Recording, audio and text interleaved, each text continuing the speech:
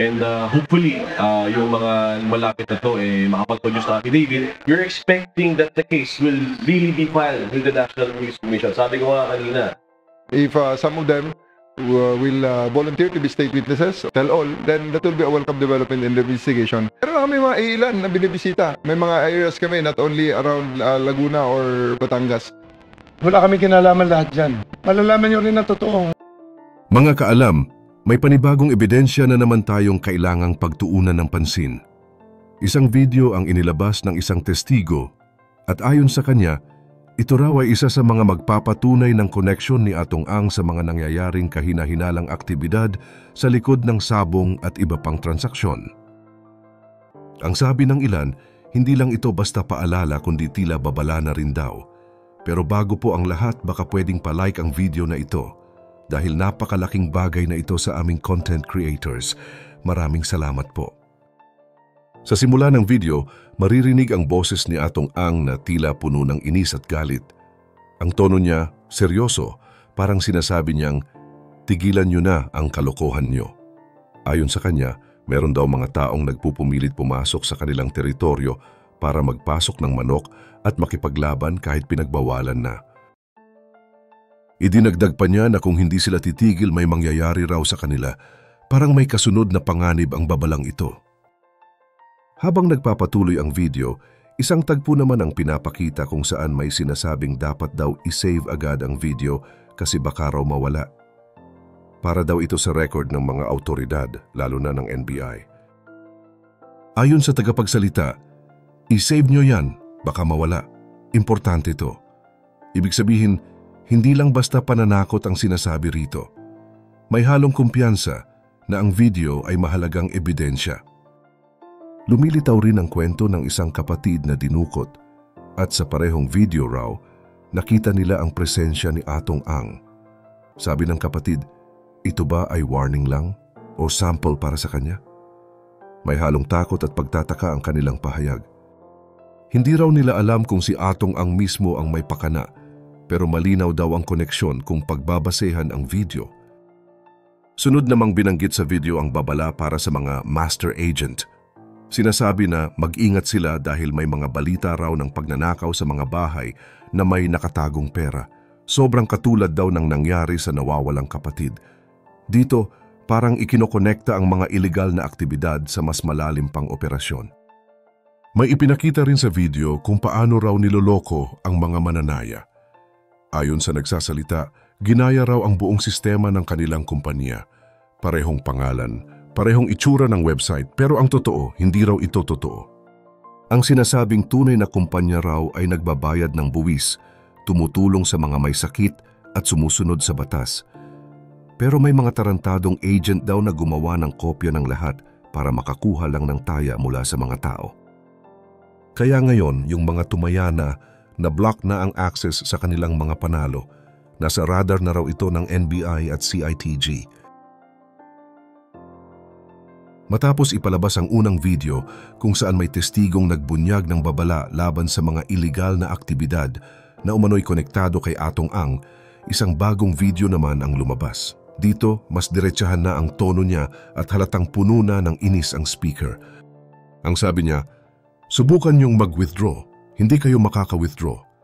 Paulit-ulit niyang binigyang diin na hindi lang basta problema ito sa sistema, kundi sinadyang lokohan. Ayon sa kanya, niloloko na raw talaga ang mga mananaya. May mga peking makina, mga peking site na ginaya ang original pero hindi konektado sa totoong kumpanya. Gumawa raw ng sariling makina ang mga tarantadong agent, kaya kahit anong subok mo, wala kang makukuhang pera. Ang matindi pa, sinabi niya na may mga tao raw na pinilit lumipat sa ibang platform. Ang linya daw ng mga agent, may konting problema rito, lipat na lang kayo dito. Pero ang totoo, hindi pala legal ang nilipatan. Tapos ngayon, ang hirap ng mag-withdraw, parang nahulog na sa bitag ang mga tumaya. Minomonitor na raw kasi sila at halos lahat ng galaw nila ay natuntun na ng mga autoridad. At eto pa, ayon sa speaker, nakareport na raw ang lahat sa mga otoridad tulad ng NBI, CIDG at maging sa DICT. Seryoso na raw ang investigasyon. Pati mga agent na dating kaalyado ngayon daw ay iniimbestigahan na rin. Ang gaganda nyo pa naman, sabi niya. Binanggit pa nga yung mga taga Cavite at Pangasinan na umano'y sangkot. 2 linggo raw nilang trinabaho ang report bago ito umabot sa kinauukulan. Kasama sa mga ebidensya ang paggamit ng GCash at Paymaya bilang payment method. Ayon sa kanila, lahat ng may record, pangalan, address, ID, nakuha na. Wala na raw lusot ang mga sangkot. Binanggit pa ang Anger Crime Unit ng DICT na sinasabing tutok na rin sa kaso. Tapos biglang lumipat ang usapan sa mga master agent. Yung mga double at triple agent daw na kunwari ikakampi pero sabit din sa operasyon. Hindi naman daw lahat masama pero marami raw talaga ang tarantado. Ang tanong nga raw nila, hindi ba kayo naawa sa tulong na ginagawa para sa gobyerno? Sa halip na sumuporta ay niloloko pa raw ang sistema. Binalikan din niya ang issue ng sabong. Sabi niya, kayo mga manyopi, kayo yung nagpapasok ng manok sa amin. Kahit pinagbawalan na raw, ay pilit pa rin nilang pinapapasok sa teritoryo nila. At matapos makalaban, ay lilipat pa sa kalaban. Sabi niya, alam niyo na kung anong mangyayari sa inyo dyan, kulong aabutin niyo. Sinabihan rin ang mga mananaya na kapag nakita niyong WPC 2027 na may dust, huwag niyo nang tayaan. Kaagad ding idinagdag na dapat makausap niyo muna ang mga master agent ninyo para malinawan kung legit ba talaga ang tinatayaan ninyo. Ang problema, ayon sa ilang impormasyon, yung iba sa mga master agent hindi na raw makausap hanggang ngayon. Kasama sa usapan ang mga operatiba mula sa CIDG at NBI. Meron ring nabanggit na nakausap daw sila, pero sa totoo lang, yung mismong ahensya ng NBI ay nagsabi na wala raw silang natatandaang official na utos tungkol sa cybercrime o hacking na may kinalaman sa kaso. Ang sabi nila, hindi po yan yung task namin, more on cybercrime kami. Kaya sinabi ng NBI na mas may karapatan daw ang Anti-Cybercrime Group o ACG para i-handle ang ganitong uri ng issue. Habang nagpapalitan sila ng usapan, may isa na namang bilin na ibinigay na sabi, i-save nyo yung video, baka mawala.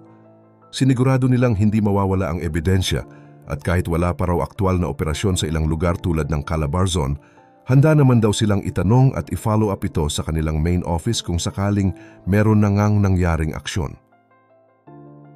Tapos dito na pumasok ang mas solidong detalye mula sa chairman. Kinumpirma niya mismo na noong nakaraang taon, nagkaroon na ng coordination sa pagitan ng CIDG, NBI Special Action Unit at ng mga taga-pitmaster. May mga inireklamo na raw dahil sa pagnanakaw ng video at pagbuo ng mga peking platform na ginagamit sa pustahan. Ang matindi pa, nakapaghain na raw sila ng criminal complaints sa City Prosecutor ng Maynila at meron din daw ongoing na kaso sa Tarlac. Yung mga naaktuhan daw na nanlilimos ng taya gamit ang fake site ay sinampahan na. Kaya ang mga video na pinapakita ngayon ay hindi lang pananakot kundi malinaw na paalala. Sabi nga nila, hindi ito threat kundi warning. Hindi lang para sa mga master agent kundi para rin sa publiko, lalo na sa mga tumataya. Ang naging kalakaran daw kasi may konting kaibahan lang sa pangalan o design ng site, minsan isang letra lang, pero marami na agad ang nalilinlang. Kaya muling pinaalala na huwag basta-basta maniniwala sa mga site na kahawig lang ng totoo. Ang mga master agent daw, inakala dati na wala silang kinalaman pero ngayon sila na rin ang iniimbestigahan. May mga kaso na raw ng double agenting at bago pa man maghain ng formal na reklamo, lagi raw silang nakikipag-ugnayan sa mismong platform kung saan nakarehistro ang mga agents. Kaya sa mga nanonood ngayon, tandaan nyo to, may leksyon tayong makukuha sa mga nangyari. Hindi porket may pustahan, ibig sabihin legit na agad. Minsan isang maling pindot lang, goodbye na sa pera mo. At para sa mga agent na nagbabalak pang lumipat o makisali sa labas ng tamang lugar, mag-isip-isip na kayo. Baka sa susunod na ilabas na video, pangalan nyo na ang pinag-uusapan. Sa dami ng lumalabas na ebidensya at babala, malinaw na hindi na ito simpleng usapin ng sugal lang. Kasama na rito ang panlilinlang, pagkakakulong, at malalaking kasong kinakaharap ng ilan. Sa mga nagtataya, mahalagang maging mapanuri. Alamin muna kung saan talaga napupunta ang pera nyo at kung lehitimo ba ang platform. Sa mga agent naman, oras na para tumigil sa panlilinlang habang may pagkakataon pa. Tandaan nyo, sa bawat kilos, may kapalit. Kayo, anong masasabi nyo rito? Sa dami ng online platform ngayon, paano nyo nasisiguro na ligtas at legal ang pinapasukan nyo? Na-experience nyo na bang maloko online o may kilala kayong naging biktima rin? Kwento nyo yan sa comment section. Gusto naming marinig ang panig nyo at huwag kalimutang i-like, mag-subscribe at i-share ang video na ito para mas maraming kababayan natin ang maging alerto sa ganitong mga modus